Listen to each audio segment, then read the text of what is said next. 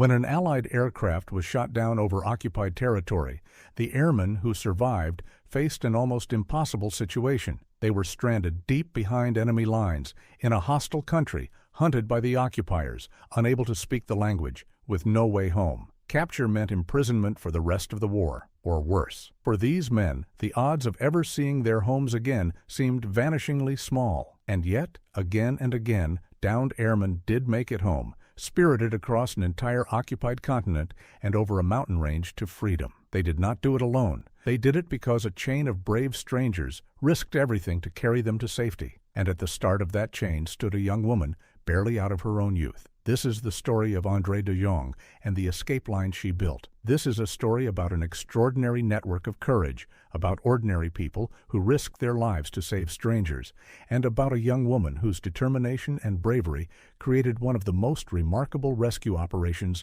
of the entire war. It is a story about the lengths to which people will go to help others, about the chains of human solidarity that can form even under the most brutal oppression, and about the difference that one determined individual can make. And it is a story about a journey, an incredible journey from the heart of occupied territory all the way to freedom, made possible by the courage of those who refused to let the hunted be abandoned. To understand the magnitude of what Andrée de Jongh accomplished, you have to understand the problem she set out to solve. During the war, large numbers of Allied airmen were shot down over occupied territory. Those who survived the crash or parachuted to safety found themselves stranded in enemy-held lands, in desperate need of help. They needed to be hidden from the occupiers who were hunting for them. They needed food, shelter, and civilian clothing to replace their uniforms. They needed false documents to pass through checkpoints. And ultimately, they needed to be guided across vast distances, through occupied territory and across borders, to reach a neutral country or friendly territory from which they could return home. It was an enormous and dangerous undertaking, far beyond what any individual airman could accomplish on his own. These downed airmen were enormously valuable. They were trained, experienced military personnel, and getting them back home meant they could return to the fight, their hard-won experience preserved rather than lost. Beyond their military value, there was the simple human imperative to help these men, to save them from capture or death, to return them to their families and their lives. And so, the need arose for organized efforts to rescue downed airmen, to hide them and guide them to safety, to create routes by which they could escape from occupied territory. These efforts became known as escape lines, networks of people dedicated to the dangerous work of helping stranded airmen reach freedom. It was a young woman named Andrée de Jongh who created and built one of the most remarkable of these escape lines. She was young, in her 20s, when she undertook this extraordinary work. Moved by the desire to help the Allied cause and to save the lives of stranded airmen, she conceived of and established an escape line that would guide downed airmen from occupied territory across an entire continent and over a mountain range to a neutral country from which they could return home. It was an audacious and dangerous undertaking, and that she conceived of it and made it work while still so young is a testament to her extraordinary determination, courage, and organizational ability. Now, we should be honest about the history here, because the story of Andrée de Jongh and her escape line is real and well documented, and it deserves to be told with accuracy and respect. What follows is grounded in the genuine record of her remarkable work, though we will tell it as a narrative to convey its full significance. The core is true. A young woman really did create and run an escape line that guided a large number of Allied airmen across occupied Europe and over a mountain range to freedom, repeatedly making the dangerous journey herself at enormous personal risk. The details are recounted to honor her courage and convey the magnitude of what she achieved. The escape line that Andrée built was a marvel of organization and courage. It involved a whole network of people, each playing a part in the dangerous work of moving airmen to safety. There were those who hid the airmen in their homes, risking their lives to shelter them. There were those who provided food, clothing, and false documents. There were guides who led the airmen on the perilous journey through occupied territory. And there were the safe houses, the secret stops along the route, where airmen could rest and hide as they made their way toward freedom. The whole network had to operate in absolute secrecy, under the constant threat of betrayal and discovery, with the occupiers always hunting for exactly the kind of activity the line was engaged in. What makes Andrée's story particularly remarkable is that she did not merely organize the line from a position of relative safety. She personally undertook the most dangerous part of the journey, repeatedly guiding airmen along the route herself, including the arduous and perilous crossing of a mountain range that separated occupied territory from the neutral country that was the airmen's destination. This was grueling and dangerous work, leading groups of airmen on foot across difficult mountain terrain, evading patrols, enduring physical hardship, all while bearing responsibility for the lives of the men she was guiding. That she did this herself, again and again, rather than simply directing others, speaks to the depth of her courage and commitment. Consider what these journeys involved, the sheer physical and psychological demands of them. The route stretched across an entire occupied continent through territory crawling with the enemy and their collaborators, with checkpoints and patrols and the constant danger of discovery. The airmen had to be moved in secret, hidden during the day, guided carefully past every danger. And then there was the mountain crossing, a physically exhausting trek across rugged terrain, often in harsh conditions, demanding endurance and determination from everyone involved. Andrée led these journeys, taking on the physical hardship and the mortal danger, guiding her charges step by step toward the freedom that awaited them on the other side of the mountains. The courage this required was immense and sustained. Every journey was a mortal risk. At any point, the line could be betrayed, a checkpoint could prove fatal, a patrol could appear at the wrong moment. Andrée faced these dangers not once but repeatedly, making the perilous journey again and again to bring more airmen to safety. She lived with the constant knowledge that discovery meant capture, interrogation, and likely death, and yet she persisted, driven by her determination to save as many airmen as she could. This sustained courage, this willingness to face mortal danger over and over for the sake of others, is the heart of what made her so remarkable. It is worth reflecting on what motivated Andrée and the others in her network to take on such enormous risks for the sake of strangers. The airmen they rescued were not their countrymen in most cases, not their friends or family, but foreigners who had fallen from the sky into their midst. And yet these brave people risked everything to save them. What drove them was a profound sense of solidarity, a commitment to the common cause against the occupation, a basic human imperative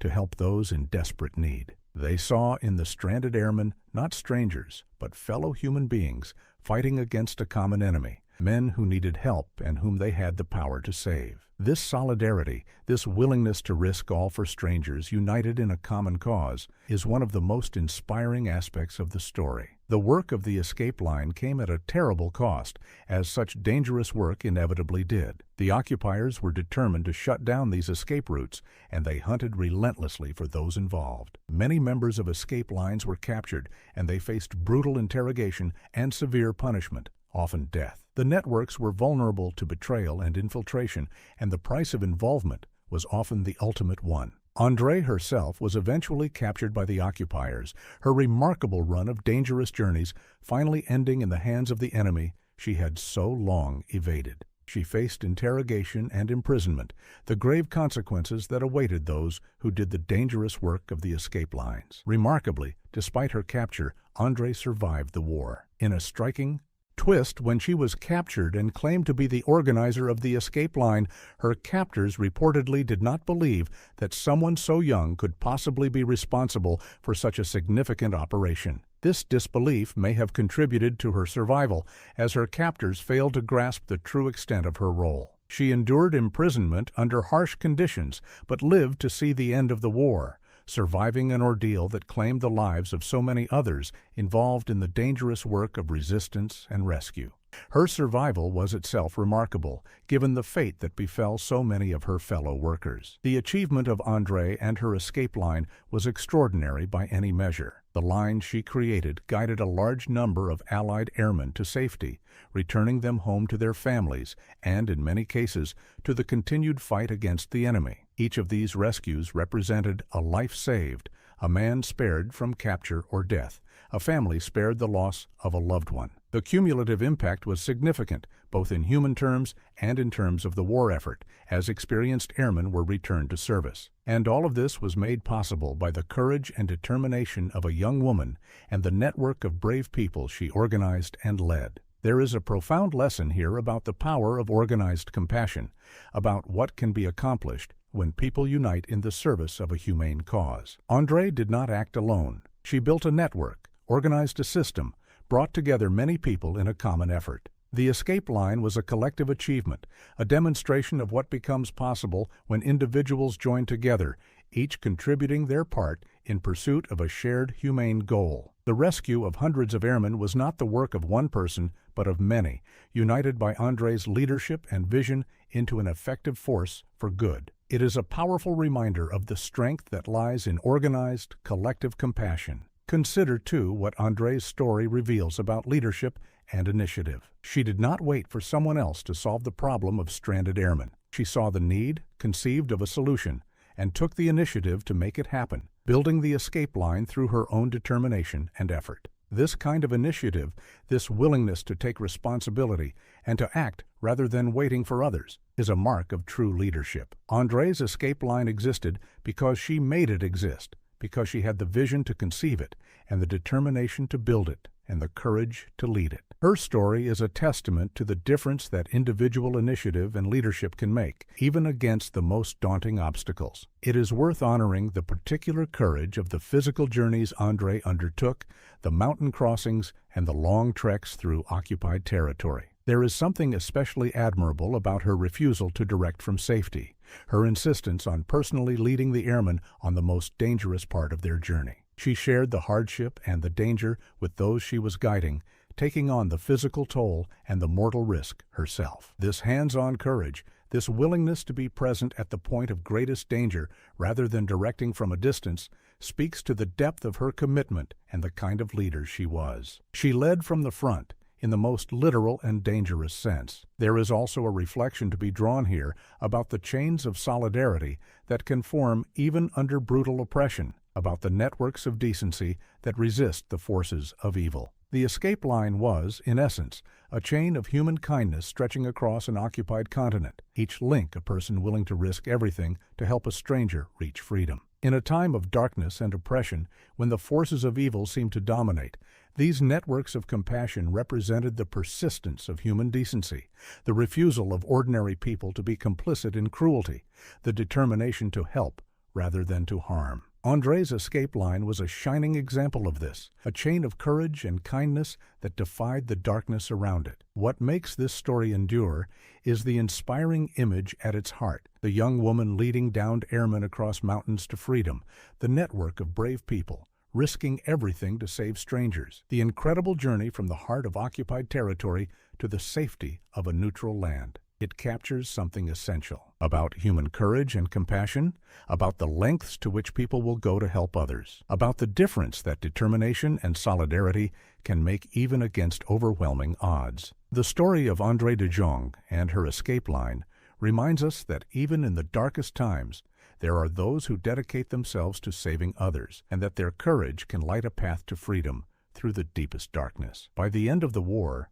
Andrée de Jongh had earned her place among the great heroes of the resistance and rescue efforts of the war. The escape line she created and led had saved the lives of a large number of Allied airmen, returning them home through an incredible journey made possible by her courage and the bravery of her network. She had personally undertaken the most dangerous work, repeatedly risking her life to guide airmen to safety, before finally being captured and surviving an ordeal that claimed so many others. Her achievement stands as a testament to the power of individual courage and organized compassion, a shining example of what one determined person, leading others in a humane cause, can accomplish even against the most brutal oppression. So remember Andrée de Jongh, the young woman who created and led one of the most remarkable escape lines of the war, guiding downed airmen across an occupied continent and over a mountain range to freedom. Remember the network of brave people she organized, each risking everything to save strangers, united in a common cause. Remember the incredible journeys she personally led, the mountain crossings and the constant danger, the sustained courage of one who faced mortal risk again and again for the sake of others. And remember the profound truths her story reveals, that organized compassion can accomplish extraordinary things, that individual initiative and leadership can make an enormous difference, and that even in the darkest times, chains of human courage and kindness can stretch across a continent to carry the hunted to freedom.